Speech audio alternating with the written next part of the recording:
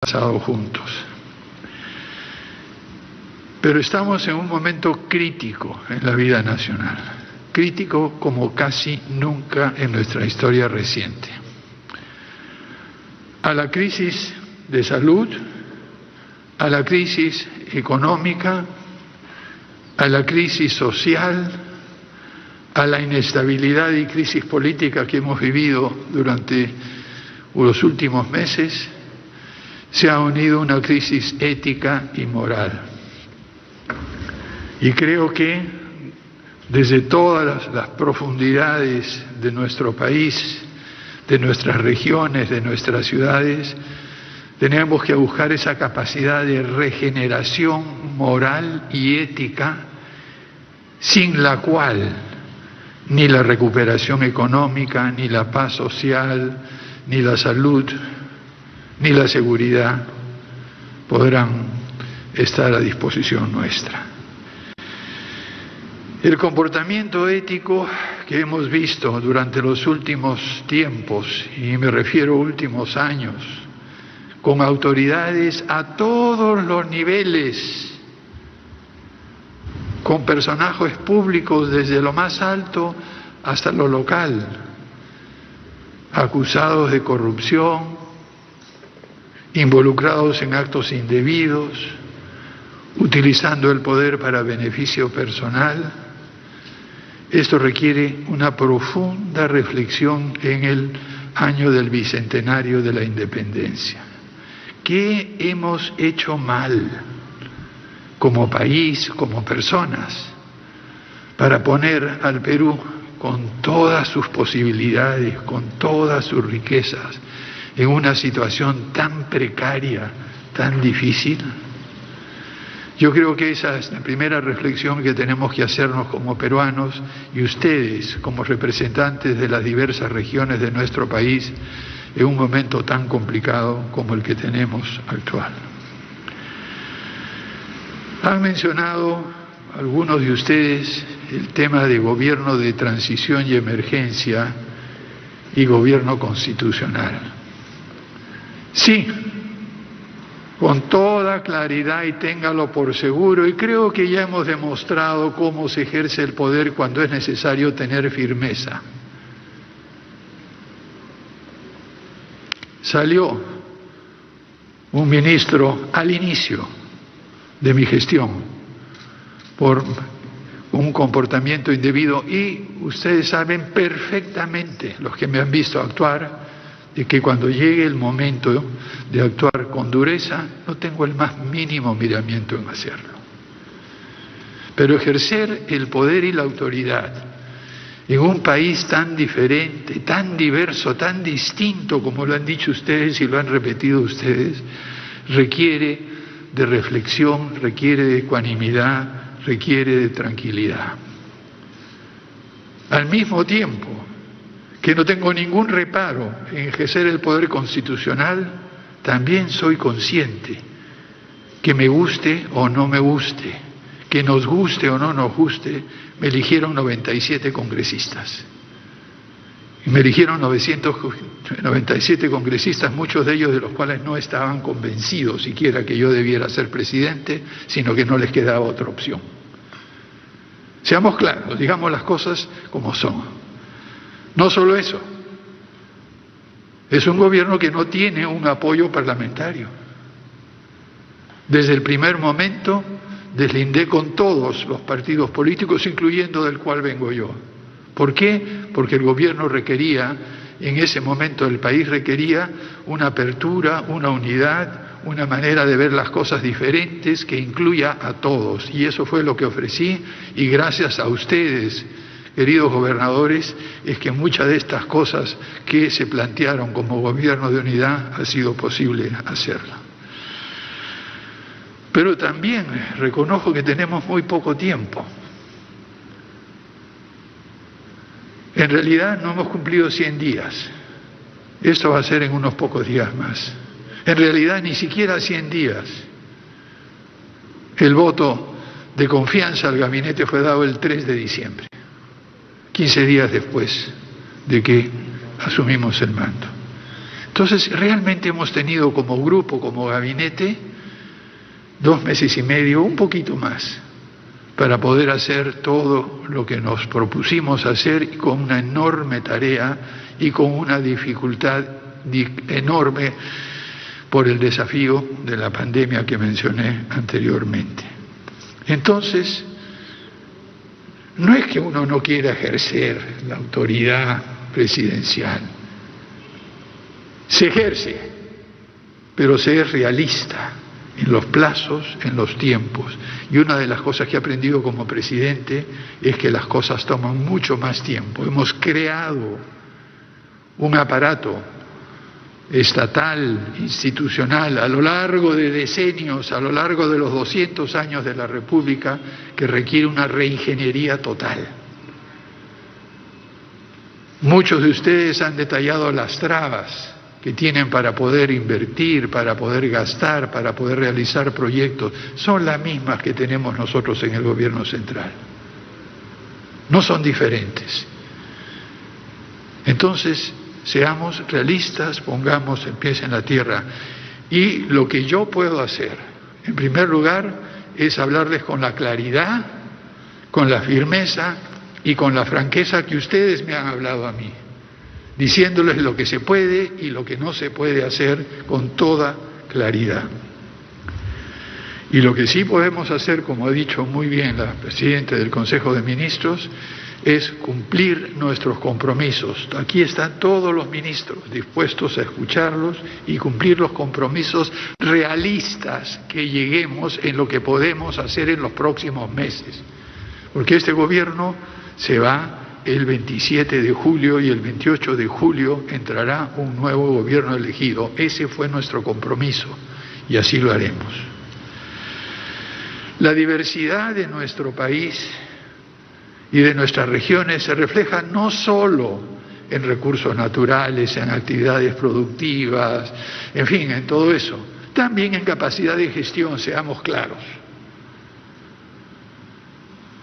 Hay 3 regiones que durante 2020 ejecutaron el 90% de su presupuesto o más. 3 regiones. Hay 2 regiones que no llegaron a ejecutar el 30% de su presupuesto en el 2020.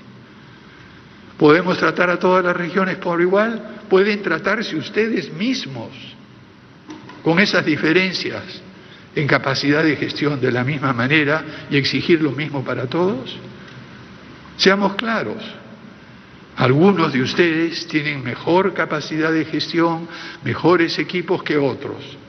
Y yo entiendo el planteamiento colectivo de todos ustedes, pero entiéndanos también a nosotros del Gobierno Central que tenemos que prestar atención a verdades como esta. Aquí todos tienen ustedes el documento con ejecución presupuestal y dicho sea de paso, para el 2011 el presupuesto inicial de apertura, pese a esta crisis, para todas las regiones ha aumentado en conjunto en 11%. Eso es básicamente. Y por último quisiera referirme a algo que varios de ustedes han dicho, el espíritu de los GORES. Y eso para mí es esencial.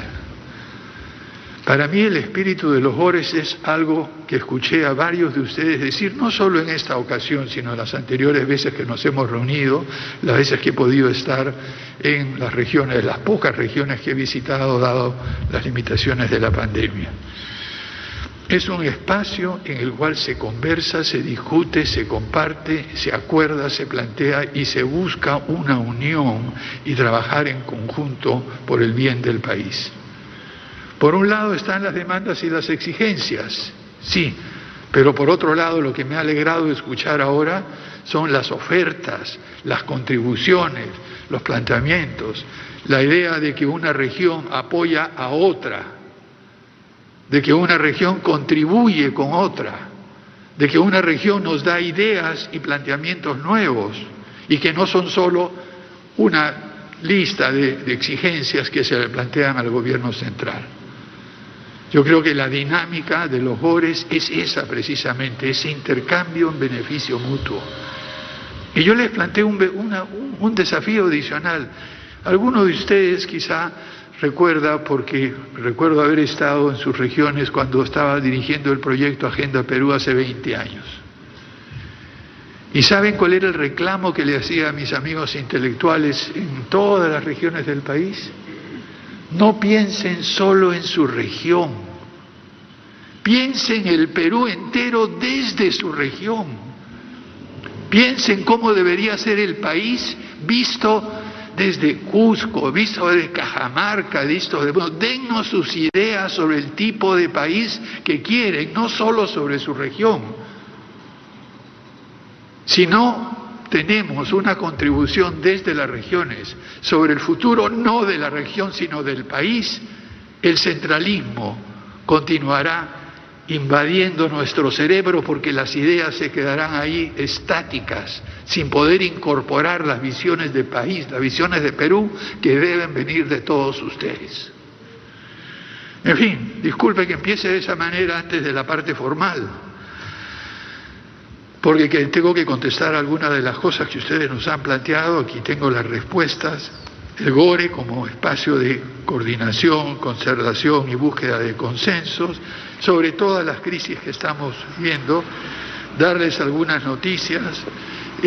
Por ejemplo, ya hemos sobrepasado a 80.000 compatriotas vacunados en unos pocos días. ¿Recuerdan cuando entonces hace una semana decían que no se sabía si había o no había vacuna, que el presidente no salía a anunciar nada? El presidente no salía a anunciar porque no estaba el acuerdo hecho. Y ya basta de que el presidente salga o cualquier autoridad salga a decir se va a hacer en el futuro. Ya hay 80.000 compatriotas vacunados al día de hoy. Y seguiremos avanzando a ese ritmo. No solo eso, seguiremos avanzando en todo el territorio nacional. ¿Con dificultades? Sí. El primer pedido concreto que les hago yo, así como ustedes hacen pedido, estamos distribuyéndole hoy a todas las regiones el padrón de miembros de los servicios de salud. Nos ha costado realmente un trabajo enorme hacer un padrón unificado. ¿Por qué? Porque MINSA tenía el suyo, ESalud tenía el suyo, las Fuerzas Armadas el suyo, la Policía Nacional el suyo, y cuando tratamos de juntar todo eso para tener un padrón unificado, las categorías no coincidían. No solamente no coincidían, había personas que trabajaban en 2 o 3 sitios. Tuvimos que eliminar a más de 10.000, 15.000 miembros del padrón que se juntó. Bueno, ya se completó ese esfuerzo, pero nos falta el insumo de ustedes. Por favor, en sus regiones piden a la DIRESA, a las instituciones, que nos ayuden a limpiar ese padrón a la brevedad posible.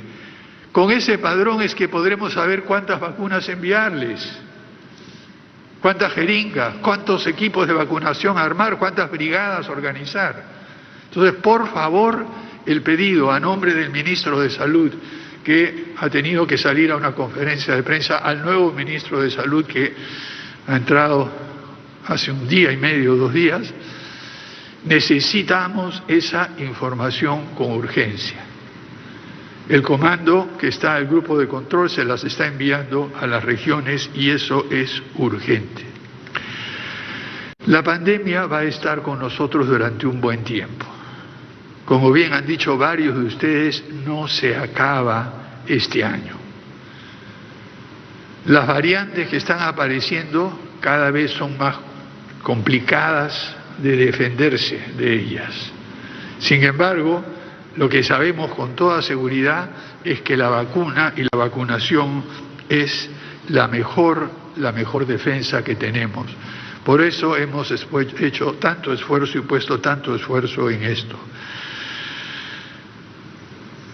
Pero antes de pasar a la vacuna, que me parece lo central, mencionaré un tema que varios de ustedes han mencionado sobre el requerimiento de recursos humanos, sobre todo intensivistas y especialistas en las regiones. Estamos haciendo las ampliaciones presupuestales para gobiernos regionales y ESalud para incrementar la oferta de intensivistas y especialistas en las regiones. Recursos financieros Sí hay, pero no hay personal calificado, no tenemos. Bienvenida la posibilidad de traer a extranjeros que nos colaboren con nosotros, y eso probablemente es una solución temporal, pero durante 30, 40 años no hemos prestado atención a la formación de profesionales en salud para que nos defiendan en situaciones como esta. Todos nos dejamos llevar por el espejismo de un crecimiento económico que en cierta medida se debió a la gran demanda de materias primas de China, y creímos que eso era suficiente. Y no nos dimos cuenta que sin instituciones, sin salud, sin educación, sin invertir en todo esto, ante cualquier situación nos estamos indefensos y estamos sufriendo las consecuencias el día de hoy.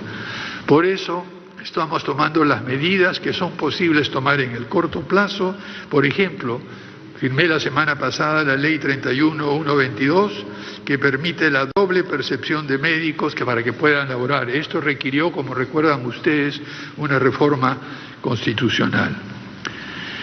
El tema de la falta de oxígeno. Allí tenemos un problema serio. Cuando uno hace, y ustedes en sus propias regiones, sus actividades personales incluso, anticipan un gasto o una situación realmente adversa, dicen, bueno, caramba, el problema se duplicará, y se preparan para una duplicación del problema. Y en este caso el problema es la demanda de oxígeno. Pensamos, antes de que empiece esta segunda ola, que duplicando la oferta de oxígeno iba a ser suficiente. Como lo dijo la exministra Massetti, nos agarró que no fue 200%, que ya no es un 10%, 20%, es el doble. Nos agarró una demanda adicional de 300, el triple. Y hemos tenido que correr. Felizmente, como varios de ustedes han indicado, hemos logrado la colaboración entre el sector público, el sector privado, la academia. Increíble lo que está en este momento. Está un equipo del INDE, que no tiene que ver nada como empresa con Southern, ayudándola a Southern a adaptar sus plantas de oxígeno que usa industrialmente en la fundición para que puedan trasvasar, por decirlo así, el oxígeno y poder embalarlo y poder llevarlo. ¿Cómo lo ha hecho? De una manera, porque eso no es fácil, toma mucho tiempo. Lo que ha hecho esta empresa es agarrar sus propios repuestos, aquellos de su planta, y se los ha entregado en préstamo a esta empresa para poder adecuar totalmente y tener una oferta de oxígeno mayor. Y así como esto hay mucho. Se han mencionado las plantas de la Universidad Católica y de la UNI, y ahí hay un problema serio. Estas son instituciones académicas que no tienen experiencia en escala de producción industrial. No es lo mismo hacer un prototipo y fabricar una máquina que fabricar 50, 60. La escala es muy compleja. ¿Qué estamos haciendo?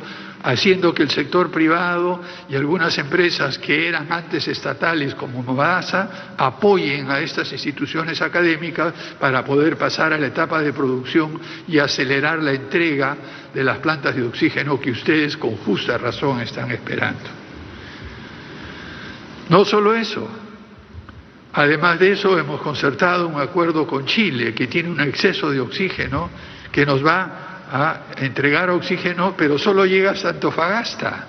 Desde Antofagasta tenemos que buscar la forma de traerlo para que pueda llegar a todo el sur y progresivamente hasta Ica y hasta la zona central. Y lo vamos a hacer, colaborando con el sector público, el sector privado, la Cancillería y en este caso el gobierno de Chile. ¿Será suficiente? Esperamos que sí. ¿Llegará a tiempo? Sabemos que no. Ya lo están viviendo ustedes. Y yo les digo las cosas como son. Desgraciadamente, esta nos va a tomar tiempo, pero no nos agarrará desprevenidos más adelante. No nos agarrará así otra vez. Eso lo tenemos claro. Recursos humanos, oxígeno, las vacunas. Y aquí también, con la franqueza que ustedes han hablado, tengo que hablarle con la franqueza que requiere un asunto tan delicado. Negociar la compra de vacunas no es nada fácil.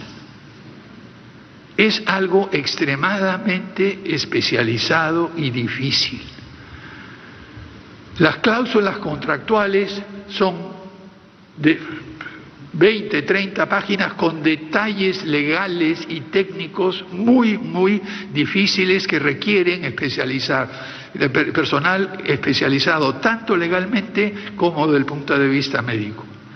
Para cada contrato que estamos haciendo hay un equipo de 5 personas que está revisando en detalle 1 y 2 veces. ¿Y saben cuántas veces van y vienen los contratos y de vuelta? Lo menos una media docena de veces, y en un caso ha tenido que ir 15 veces y de vuelta.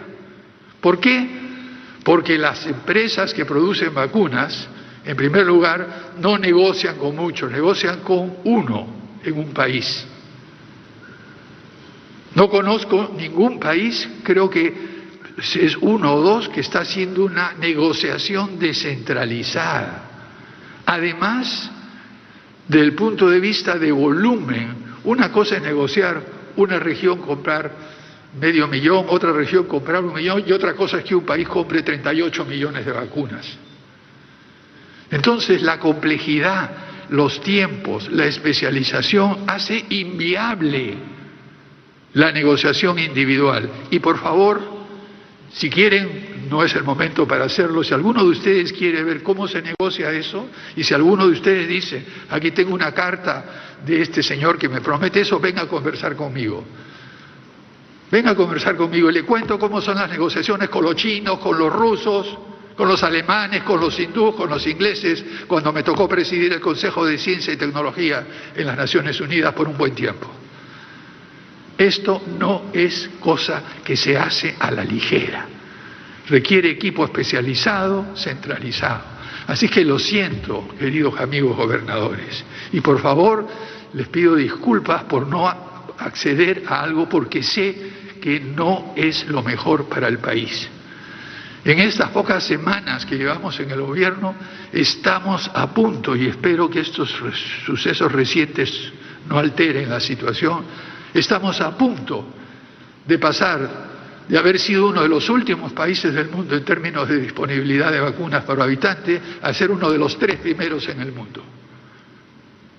Y eso costó sangre, sudor y lágrimas para poder hacerlo bien. Entonces, por favor, cuando estamos en momentos tan delicados, entiéndanme, y así con la franqueza que ustedes me plantean las cosas, les devuelvo esa franqueza, que es la única manera en que podremos ganar la confianza mutua. No va a haber negociación descentralizada de las vacunas, por lo menos mientras yo esté a cargo del gobierno. Reactivación económica. Miren, el ministro de Economía y Finanzas nos ha dado un cuadro ligeramente alentador, porque una cosa es el crecimiento agregado, como él lo ha planteado, y el tipo de recuperación que estamos teniendo, y otra cosa es ver, como lo ven ustedes, como lo ven Cusco, señor Benavente, que depende del turismo, que el turismo se ha caído, y por más que lo que quiera hacer la ministra, conversando con usted, sabemos que el turismo extranjero no va a venir por un buen tiempo. Vamos a tener que reinventar el turismo, vamos a tener que reinventar la manera de hacer actividad. Aquellas regiones que tienen agricultura de exportación, que tienen minería, han tenido menos problemas, otras no. Esa es otra de las diferencias entre las regiones. Y esa es otra de las razones por las cuales no solamente deben acudir al gobierno central, sino ayudarse las unas a las otras. Nosotros haremos todo lo que sea posible y estaremos evaluando continuamente cómo apoyarlos.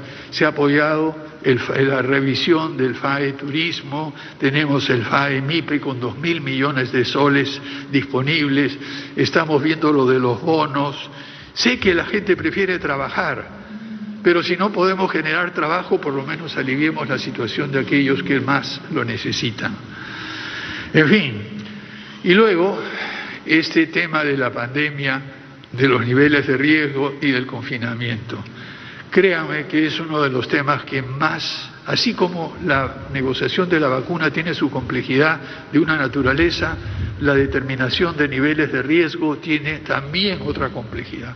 Todo lo que hay que tomar en cuenta, niveles de contagio, positividad en las pruebas, número de camas disponibles, número de camas UCI, fallecimientos en exceso, situación económica, posibilidad de realmente hacer cumplir las normas, todo eso forma parte de la decisión complicada que revisamos todos los días y tomamos una decisión cada semana o cada 2 semanas. En diálogo con ustedes, porque hemos conversado con ustedes, la presidencia del Consejo de Ministros ha conversado con cada uno de ustedes, les ha explicado las razones, ha tratado de indicarles de por qué consideramos que están en uno o en otro nivel de riesgo. Pero en fin, miren, para mí los GORES son, como les he dicho la primera vez, un proceso de aprendizaje, un proceso de volver a reaprender mi país. He viajado mucho por el territorio nacional, no lo hacía hace algún tiempo. El Congreso fue la primera oportunidad en muchos años en la cual pude escuchar directamente las voces de representantes de todo el país por unos meses. Cada GORE para mí, cada nota que tomo, es un proceso de aprendizaje sobre lo que están haciendo ustedes, sobre la diversidad de nuestro país, sobre el esfuerzo que están haciendo, sobre las legítimas demandas que han sido postergadas por decenios y ojalá pudiéramos resolverlas en unos pocos meses. Pero no es así. Tenemos que tener los pies en la tierra y, como han dicho varios de ustedes, y les agradezco enormemente, este gobierno, y disculpen que lo siga llamando así, es un gobierno constitucional legítimo, pero al mismo tiempo es un gobierno de transición y de emergencia. La emergencia que estamos viviendo no la teníamos de la guerra con Chile. Y transición significa asegurar elecciones libres para que el 11 de abril se elija a quien será el próximo gobernante, si pasan a la segunda vuelta serán los 2 primeros y se elija un Congreso. En ese sentido es que somos de transición, pero no de transición en el sentido que simplemente no hacemos las cosas. Tomen conciencia de eso, que los escuchamos, actuamos y hacemos todo lo posible, y que tienen a un equipo de ministros y a una presidenta del Consejo de Ministros que estamos todos listos a escucharlos, a colaborar con ustedes, pero más que eso, estamos listos, dispuestos a agradecer la colaboración que ustedes siempre nos han dado. Muchas gracias, señores.